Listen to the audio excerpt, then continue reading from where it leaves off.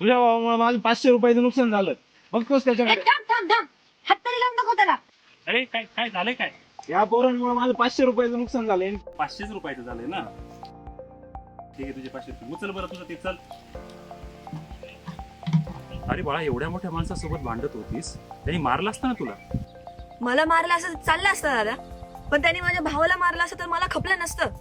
तो अजून लहान आहे, त्याला मारलेलं मला बघवत नाही.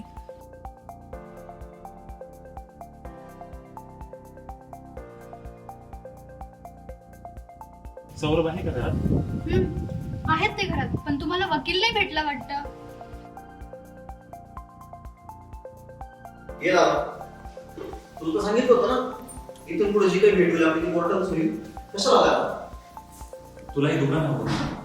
हा. मला वाटतं या दुकानाची जास्त गरज तुला आहे, पण ते तुझ्यासाठीच महत्वाचं आहे. तू खरंच आमच्यासाठी हे दुकान सोडतोय?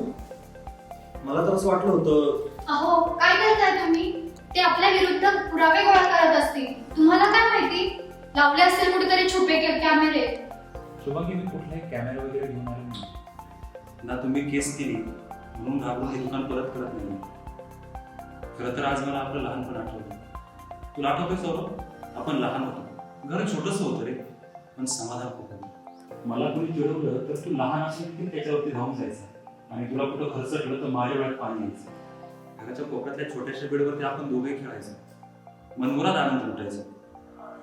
आज सगळं आहे, मोठी घर आहे, प्रॉपर्टी आहे, पण ते समाधान नाही. मी तर आज फक्त एवढं बघायला आलो होतं की माझा भाऊ मला परत भेटतोय. आणि असं मग तुमचा भाऊ काय भित्रा निघाला नाही?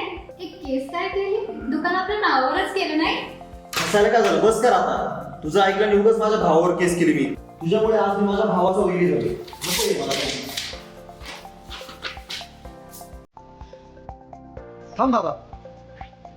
दादा नकोय मला दुकान. मला फक्त माझा मोठा भाऊ परत मिळाला, त्यातच मला समाधान. कागदावरची शिक्के नाते ठरू शकत नाही. नाते हे रक्ताच्या प्रत्येक थेंबात गुंतलेले असतात.